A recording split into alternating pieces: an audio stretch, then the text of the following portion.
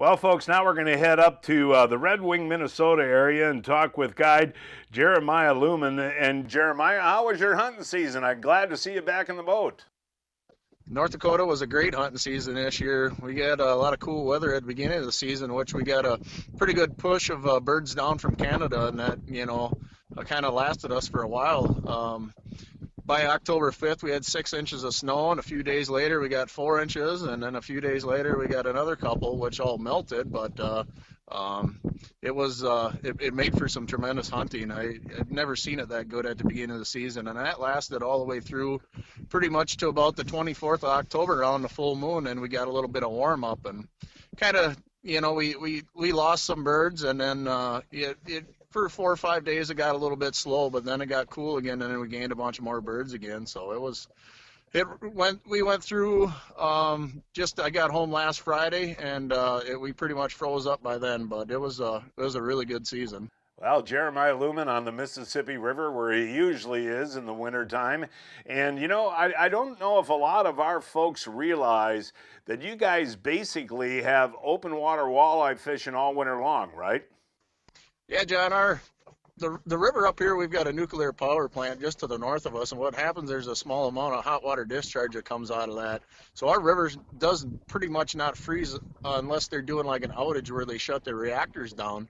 And then we're on border water here, so our walleye season doesn't ever close. So you can catch, walleye, sauger, bass, everything. You can keep them all winter long. We don't close here at all like the rest of the state does. So if the people can endure a little bit of the cold in the wintertime, and if it's in the 20s, we try to get out here and do some fishing. It's pretty good, and there usually isn't a whole lot of people out here, so you kind of got it to yourself.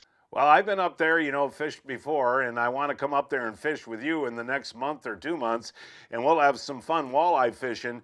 But it really is a neat deal. I mean, you can do this in January, February, right now, and fishing can be pretty good, huh?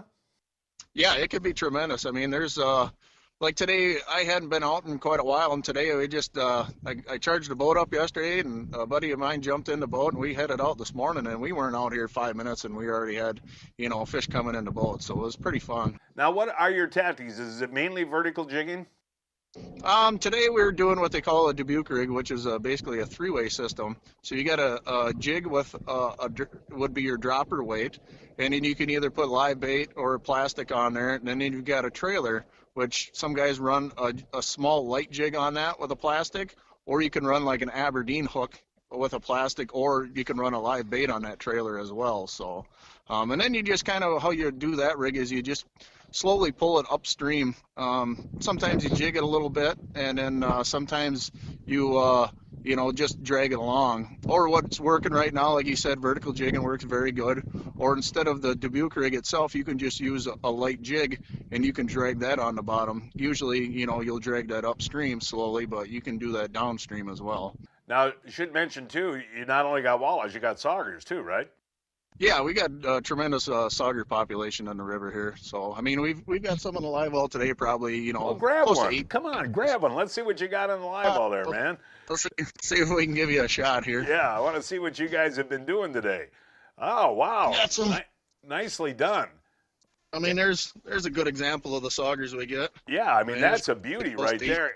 And how's the eating quality of your fish there up in the Red Wing area, buddy? Well, I hear so. Yeah, nice. How's the eating quality?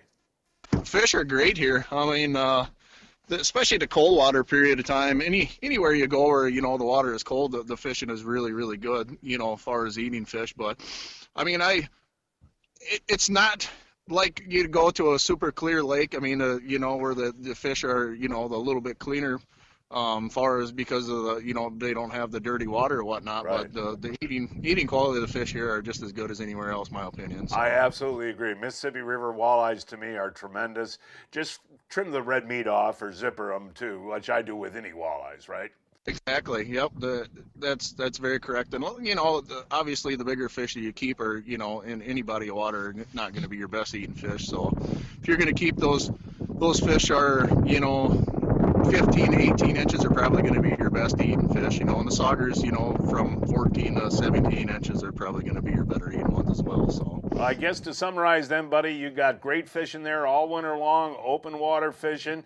And how many walleyes can you keep?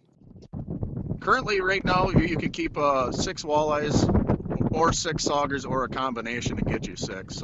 Wow. So yeah, so it's a pretty generous. And are you guiding out there every day?